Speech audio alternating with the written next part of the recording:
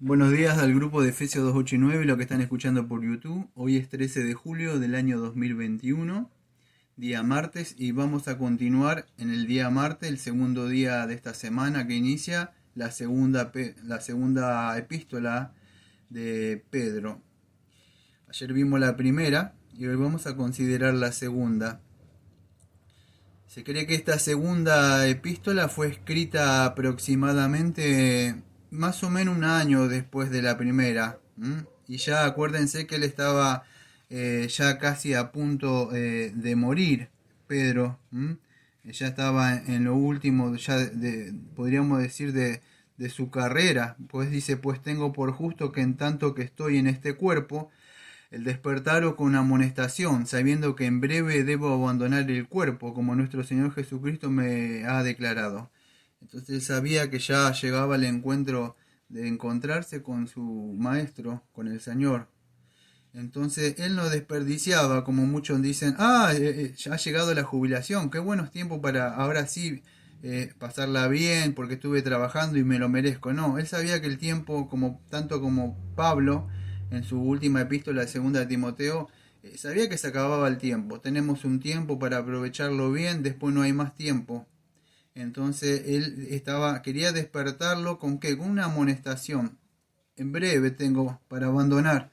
Entonces, ¿qué haría usted si supiera que de acá tiene una semana, un mes? Porque usted no lo sabe, usted considera que va a vivir toda la vida. Pero ¿qué haría? ¿Se pondría a cuenta con el Señor? ¿Ayudaría a los hermanos? Bueno, este hombre, él decidió despertar una amonestación con esta iglesia que tenían, ¿no? Como estuvimos viendo ayer. Y él entonces se dirige a estas iglesias y es una carta, podríamos decir, que enfrenta, como casi siempre tenía Pablo en algunas partes, problemas, dificultades, persecuciones, sufrimientos por el Evangelio. Y eso es lo que Pedro, le escribe con el fin de también de consolarlos a ellos, que aguanten estas tribulaciones, estos sufrimientos, los alienta con palabras.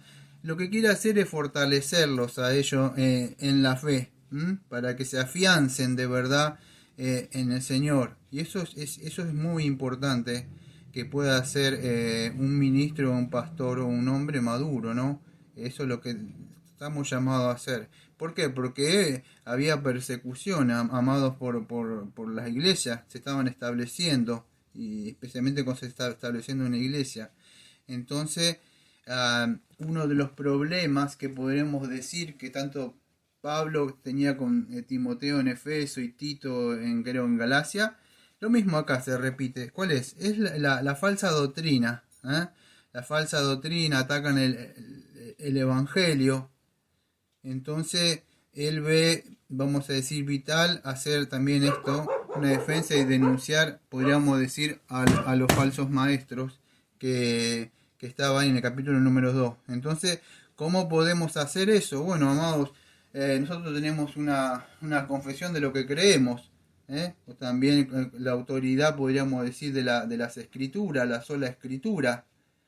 Una de las razones por que tenemos la confesión, somos confesionalistas, es porque nosotros tenemos en claro lo que creemos.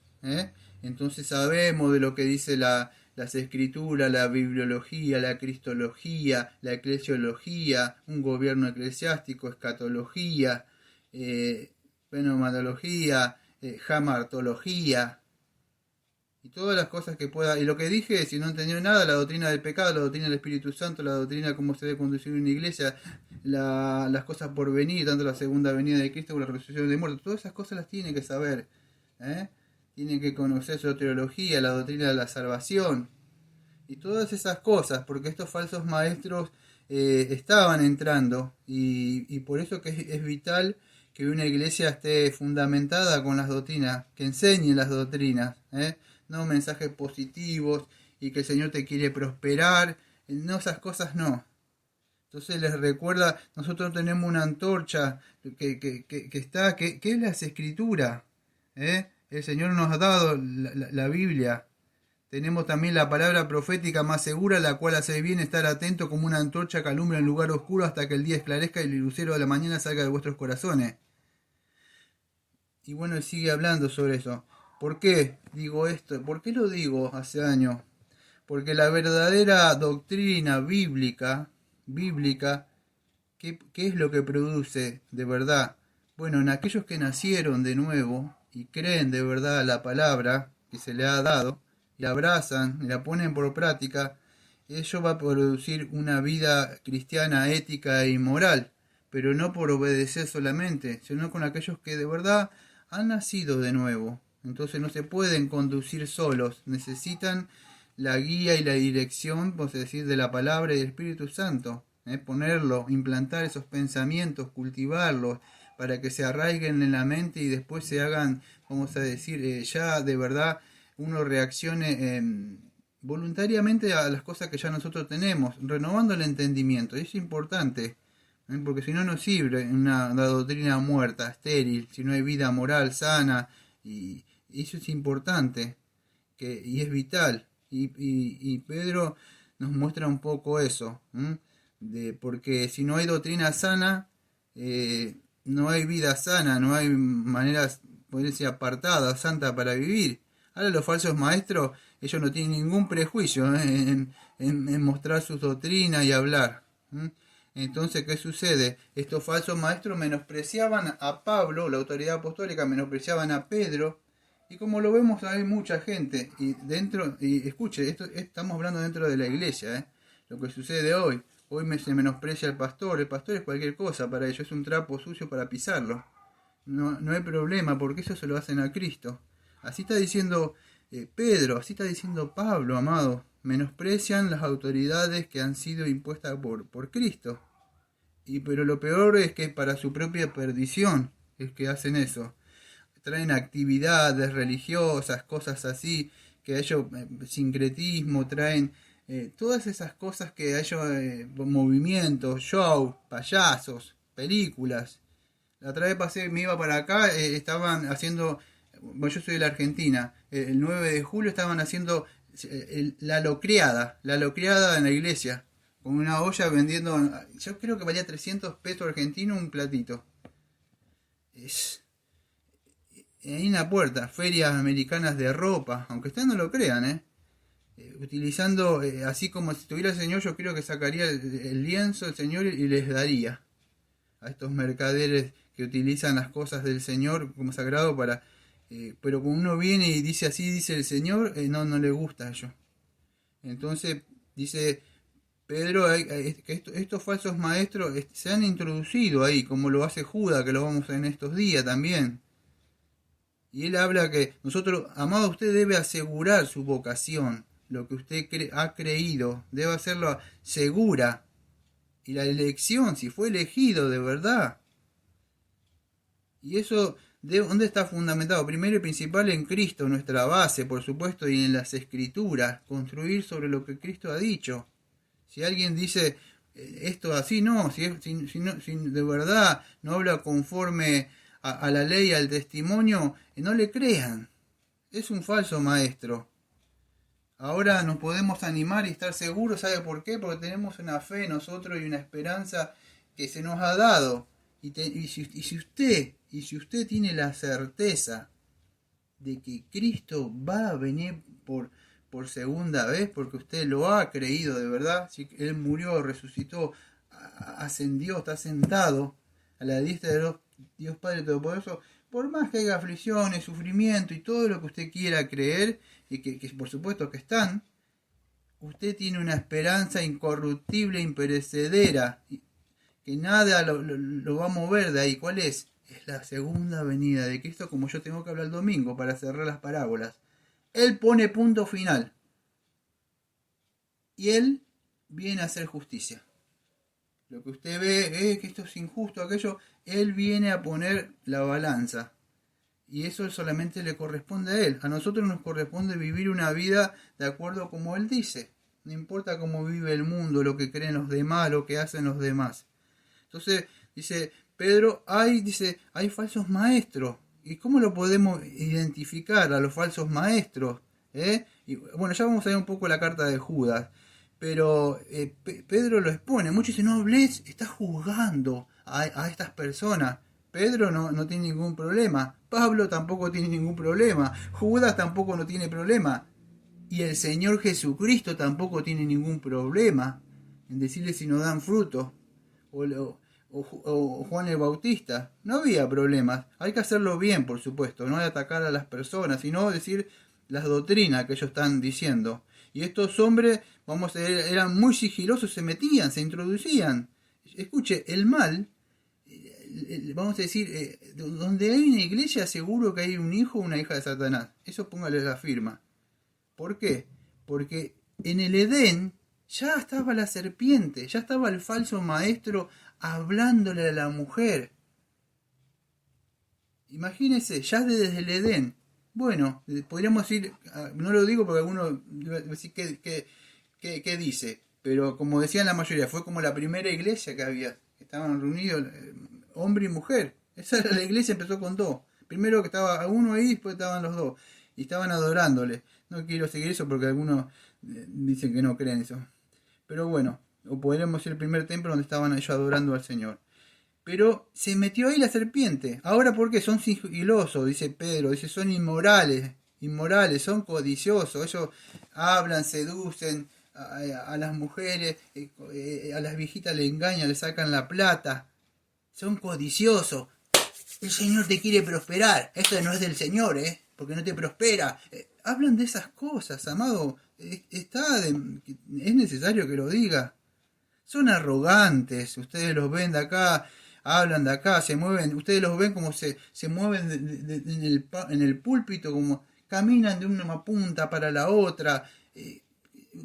Mírenlo, su forma. Nunca ustedes lo ven a ellos hablar de Cristo, quebrantarse llamando a un pecador, a que venga, que no vaya al infierno. No hablan de todas estas cosas del mundo. Como su padre es Satanás. El lenguaje que utilizan ellos, todo es de destrucción. Y Pedro, de decirlo, desenmascara ahí. Si ustedes lo ven en el capítulo 2. ¿Por qué estás hablando esto? Porque, amado, está en juego la verdad del Evangelio, como dice Pablo en Gálatas. Maldito sea si predica otro Evangelio, No lo estoy diciendo yo. Todas de estas pseudas iglesias que existen en mi ciudad, la Biblia dice que están bajo maldición. Malditos son, dice, por no predicar el verdadero Evangelio. Dios los ha entregado. Entonces, dice, es necesario, está en juego el Evangelio. Estos hombres tienen muchos errores doctrinales. Negaban la segunda venida del Señor Jesucristo, si ven en 2 de Pedro capítulo 3, versículo 3 al 4. Y si muchos no la niegan, bueno, con sus vidas la están negando, porque si estás viviendo como querés, no te importa, no crees, por más que la creas, que doctrinalmente en tu mente que va a venir, no la crees, ¿sabes por qué? Porque vivís como querés. Entonces, en sí no la estás negando. Vamos a decir, entonces son unos ateos prácticos. Y Pedro habla de ellos y nos advierte, tranquilos ustedes, esta gente siempre hubo, Pero acuérdense de esto, amados, de alguna forma. Yo parafraseo un poco toda la epístola, pero dice, acuérdense de esto, esta gente siempre estuvo. Como estuvo Noé, predicó, se reían del Noé que hacía estas cosas, porque uno solo era. Fíjese, siempre hay uno, siempre hay un Noé, siempre hay un Lutero, siempre hay un Juan Hus, siempre hay un Jeremías, siempre hay un Ezequiel, siempre hay un Daniel, siempre hay un Juan el Bautista, siempre hay un Pablo. No importa. El asunto es que cuando venga el Señor dice, yo tuve un hombre que se paró acá y habló. Y ellos se burlan. Pero no se olviden que Dios destruyó el mundo antiguo. Y así lo va a destruir también en su segunda venida. A todos estos burladores que se burlan de nosotros. Y están en contra de nosotros. Un día lo verá usted. Si usted de verdad es un cristiano o una cristiana, de verdad si es, no que se está jugando, lo van a ver como es un hijo o una hija de Dios. Pero es en ese día, amados. En este día ellos no ven. Y en ese día, como tengo que hablar el domingo, van a gritar y van a caer en el infierno y decir, y hasta orando mal, como ese que estaba ahí diciendo, Padre Abraham, manda a Lázaro que moje la puntita de su dedo. Hoy es el tiempo de salvación. Ese día cuando esté el infierno y quiera moje la puntita de la punta del dedo con agua, no va a haber gotita de agua para usted. ¿Sabe por qué? Porque hoy es el tiempo que el Señor dijo, todo aquel que tenga sed, que venga a mí. El día que usted se vaya al infierno no va a haber gotita de agua, porque todo el manantial de agua que tiene hoy, por todos los predicadores y pastores y evangelistas, hermanos y hermanos que le predican, lo rechaza. Usted quiere las aguas podridas del mundo. Y entonces todos esos burladores en el día de la segunda venida, dice Pedro ahí, serán pasados en un juicio. Dice, pero ¿por qué es paciente? Porque quiere que ninguno perezca. ¿Sabe qué? Que procedan al arrepentimiento, aquellos que él llamó. Pero ¿qué sucede? Llegará un momento donde los cielos y la tierra que sí estarán, que son reservados para el fuego del día del juicio y la perdición de los hombres impíos. Todas esas personas que han negado a Cristo y por más que lo han confesado con su boca, ese día se terminó la paciencia, se acabó.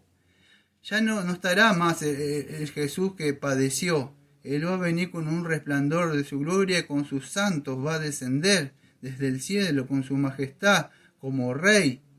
Ya no está más que nosotros estamos presentando ahora, que usted venga y se arrepienta de sus pecados.